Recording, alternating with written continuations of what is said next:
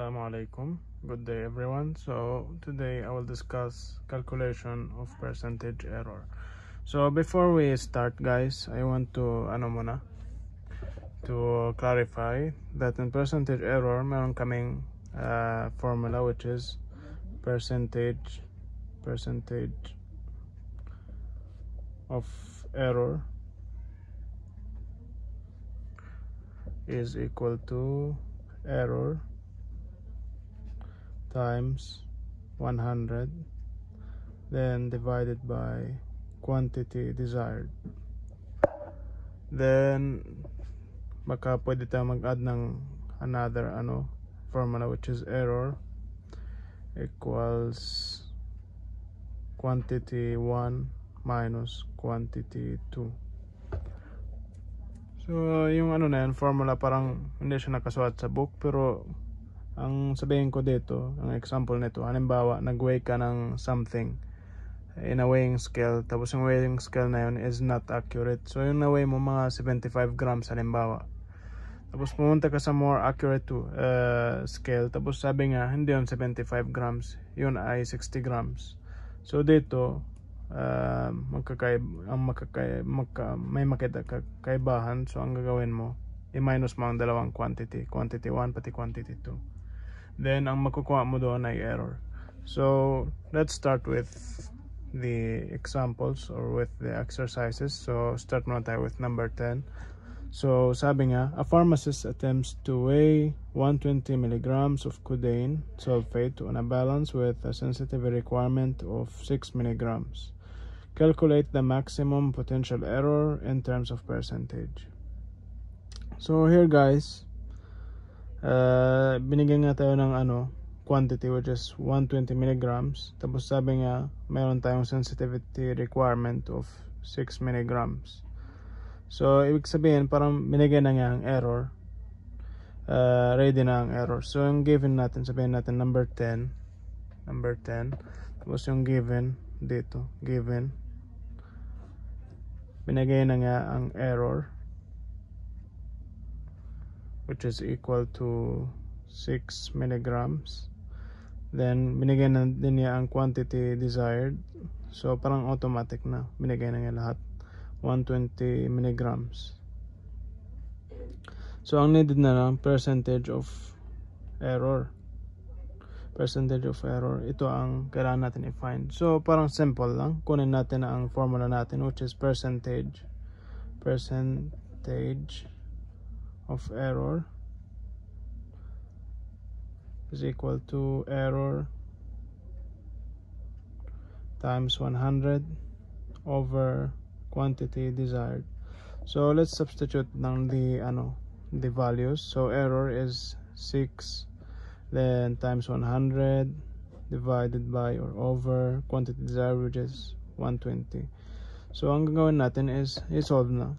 Hindi ko gagamitin ang calculator dito. Ang gagamitin ko is yung parang common sense or yung common solving. So yung 0 will be cancel out with the 0. So meron na tayong 10 times 6 over 12.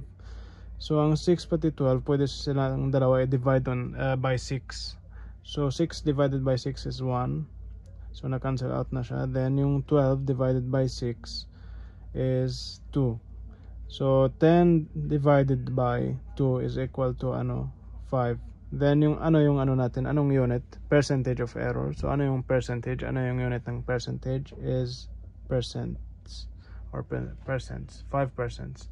So ito ang answer natin for number 10. So ngayon dadako na tayo sa number 11. So let's go to number 11. So number 11, ang sabi nga dito, in compounding a prescription, a pharmacist weighed 0.050 gram of a substance on a balance and insensitive to quantities smaller than 0.004 grams. What was the maximum potential error in terms of percentage? So as you see here guys, parang same din sa kanina. Parang parang ready na lahat. So ang given ay dito ang given natin is yung firstly binigay niya is 0.050 gram, which is the quantity desired 0.050 grams. Then binigay din niya ang error, which is 0.004 grams. So parang ready na siya. Pero before I will proceed sa natin, sa tawag din, isulat ko muna ang formula. Percentage of error is equal to error times 100 over quantity desired.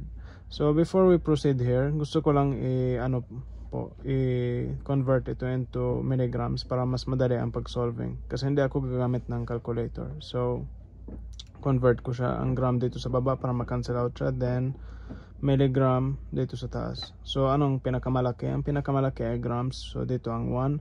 Then ilan milligram sa isang gram is 1,000.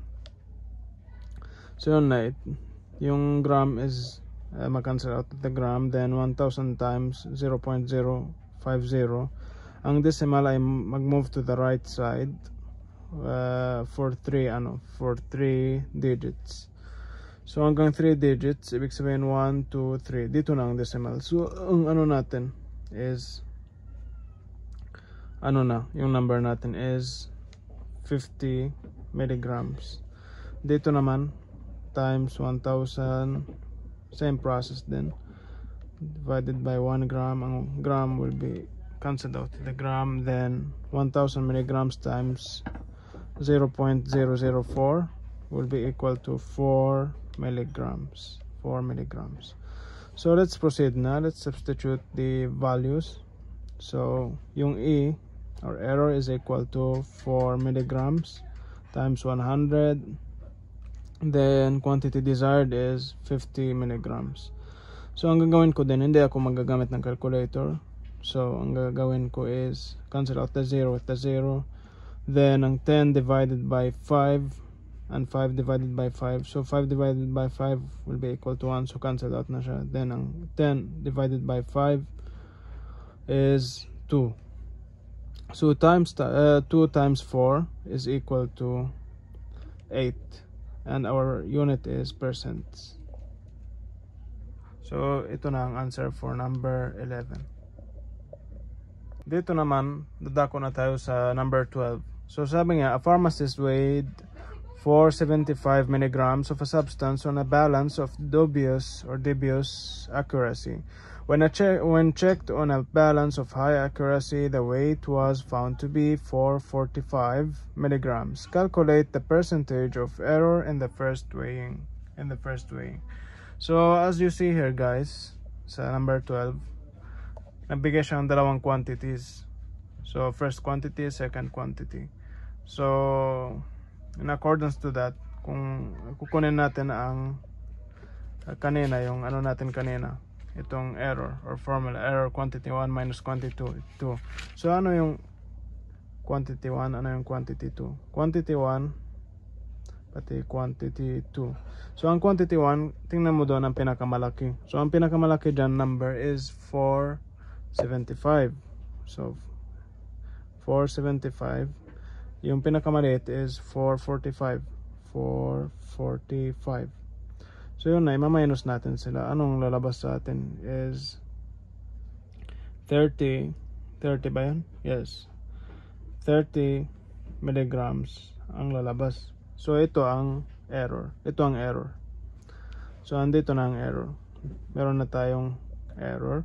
So ang naiwan na lang is percentage of error. So percentage of error, as we said earlier, is like this. Percentage of error equals error times 100 divided by or over quantity desired. So i-substitute lang natin yung mga quantities or tawag dito, yung mga values. So ang error, nahanap na natin yun, is 30 milligrams. Then times 100. Ang quantity desired dyan, sa alin dyan? Yung 475 or 445. So pag titingnan natin ang context ng ng question, 445 445 45 yung parang ano ba, yung correct ba quantity for weighing. Pero ang gusto ni pharmacist is 475. Kaya ang susulat natin 475. Bakit yun ang susulatan natin? Kasi yun ang quantity desired, yun ang gusto ni pharmacist, or yun ang na-request kay pharmacist. Pero it turns out ang problema sa weighing scale, hindi nag-weigh ng mabuti. So yun ang gagawin natin. 30 times 100 divided by 475. So in order to do this, ayoko na maggamit ng calculator, or gamitin na lang calculator kasi medyo mahihirap konti. So yan na, 30 times 100 is equal to 3,000, then divided by 475 is equal to 6.3157, something like that. So yun na, yun na, ang answer is 6. Round off na lang natin, 32%. So ito ang answer natin for number 12. So ito na ang answer ng number 12. Let's go na to number 13. So number 13, parang simple din yan, pero mayroon siyang twist. So sabi nga, a 10 milliliter graduate weighs 42.745 grams. When 5 milliliters of distilled water are measured in it, the combined weight of graduate and water is 47.675 grams. By definition, 5 milliliters of water should weigh 5 grams. Calculate the weight of the measured water and express any deviation from 5 grams as percentage of error. So guys, sabi daw nga gusto nga percentage of error, pero marami siyang binigay twists, or parang hindi diretso ang question niya. So yung sabi nga dito, yung pinaka-importante dito sa question na yan, calculate the weight of the measured water. So gusto niya ang water, kung ilan ang weight ng water. So in order to do that, yung binigay niya first quantity, it is the graduate, yung quantity or yung weight ng graduate, which is 42.745 grams. So walang water doon, hindi natin to kailangan yung quantity na yan, pero kailangan natin siya in another thing. Bakit? Kasi dito sabi nga graduate and water is equal to 47.675. So pag i-demonstrate ko yan, halimbawa ito ang graduated cylinder natin, dito din ang graduate cylinder natin, dalawang graduate cylinder. So ito empty, ito yung empty, ang weight niya is 42.745. Ang meron naman water, may nilalaman water is 47.675. So kung nakikita nyo, pag i-minus natin ang weight ng graduate na walang laman sa weight ng graduate na may laman, ang makukuha natin or may iwan na weight is the weight of water na sa loob nito. So yun ang gagawin natin, kukunin muna natin yung weight of water by subtracting the weight of graduated cylinder. So yun ang gagawin natin, 47.675 minus 42.745.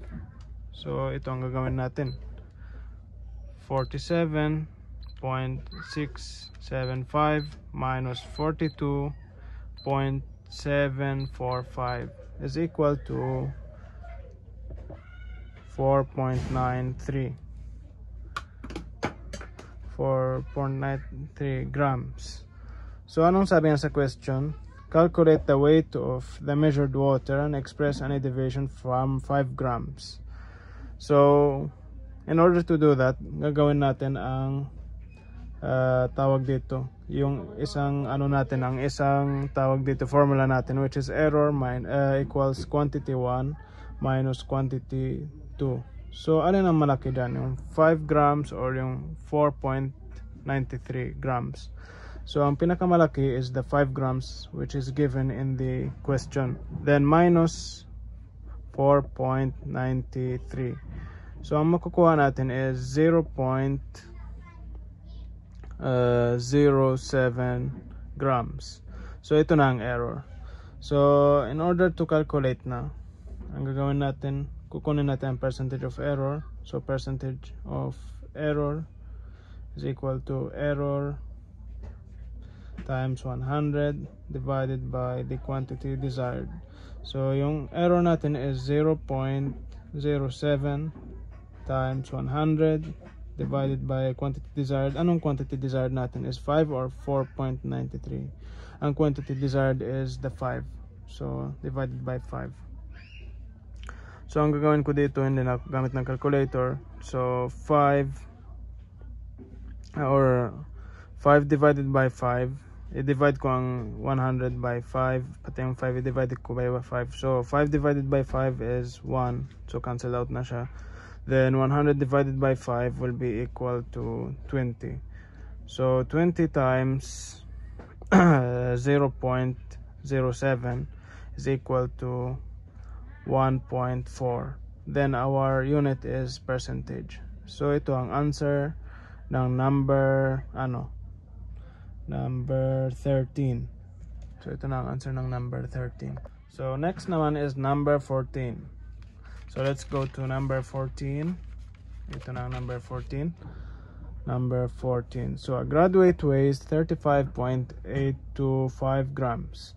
When 10 milliliters of water are measured in it, the weight of the graduate and water is 45.835 grams. Calculate the weight of water and express any deviation from 10 grams as percentage error. So as you see guys, same lang siya sa 13. So binigay niya ang graduate weighs ganyan-ganyan, then ang graduate na may linalaman water ganyan-ganyan. So ang gagawin natin, itawag dito, subtract natin ang malaking number from the small number, or subtract natin sa kanyang small number. So 45.835 minus 35.825. So ang makukuha natin is equal to 10.010.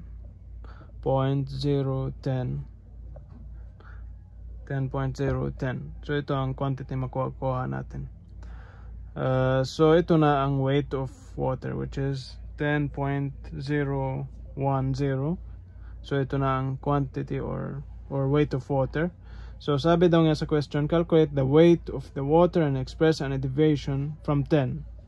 So sabi nga, kung may any deviation from 10, i-calculate mo. So kung titingnan natin, anong gagawin natin? Kunin natin ang 10 dito, isusulat natin dito.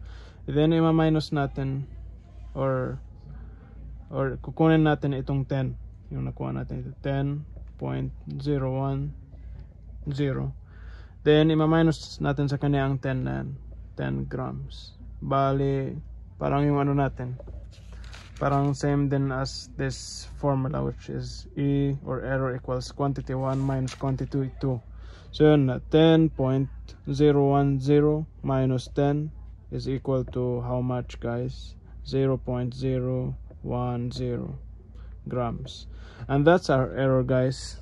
So parang simple na talaga. Ang gagawin lang natin is percentage of error equals error times 100 over quantity desired. So let's substitute lang. The error equals 0.010 grams, then times 100, then over quantity desired, which is 10. So yun, ang gagawin natin is cancel out ang 0 with the 0, then times 10 times 0.01 is equal to ang decimal ay mag-move ng isang beses to the right side. So ang makukuha natin is 0.1, tapos ang unit is percentage. So that's it guys. Thank you for number 14. Let's proceed to number 15.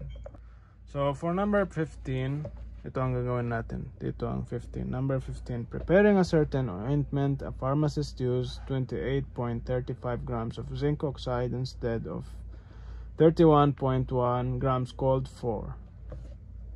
So calculate the percentage of error on the basis of the desired quantity. So parang basic lang yan, guys. So ang gagawin natin muna, binigay nga tayo ng dalawang quantity, which is quantity 1, quantity 2. So ang gagawin natin is error equals quantity 1 minus quantity 2. So saan ang quantity 1? Ang quantity 1 ang pinakamalaki, which is 31.1. Then quantity 2 is 28.35. So ang gagawin natin, ima-minus natin sila. So ima-minus na lang natin sila, or i-subtract. 31.1 minus 28.35 is equal to 2.75 or 75. So ito na ang error natin, guys. So in order to proceed, percentage of error is equal to error times 100 over quantity desired. So as we see here, i-substitute natin sila. So ang error is 2.75 times 100 over quantity desired. So ang tanong dito, saan ang quantity desired? 28.35 or 31.1? So think, guys, ano dyan? Alin dyan? Baka yung 28.35 kasi yun ang pinakamaliit.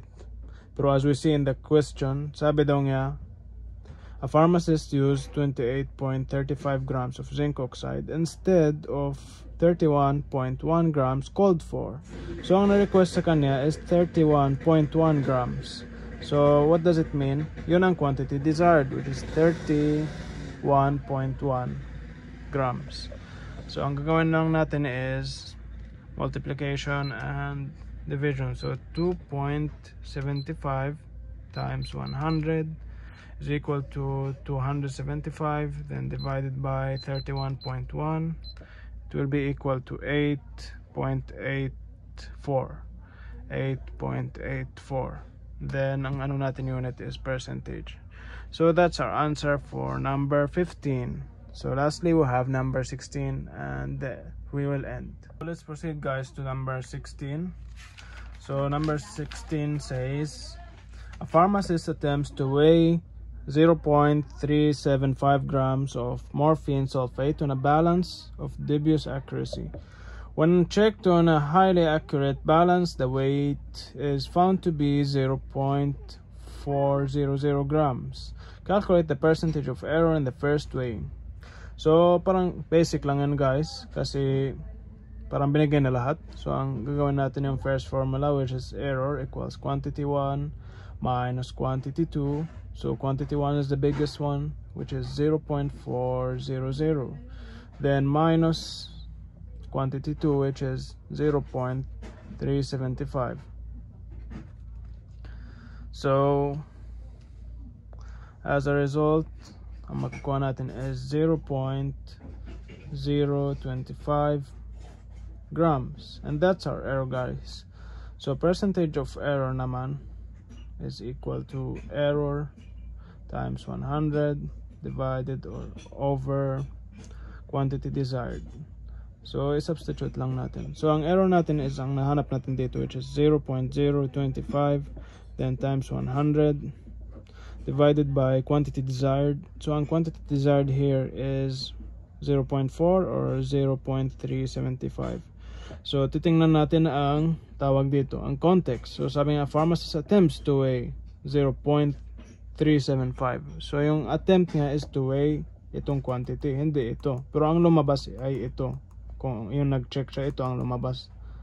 Kasi dubious ang accuracy. So yung quantity desired is 0.375. So yun na, guys, ang gagawin natin is multiplication then division. So yun na, 0.025 times 100 equals to 2.5, then divided by 0.375 is equal to 6.666. Maraming 6. So round off lang natin siya, 6.666. 0.67%. And that concludes our video for percentage error. Thank you for watching, guys, and stay safe.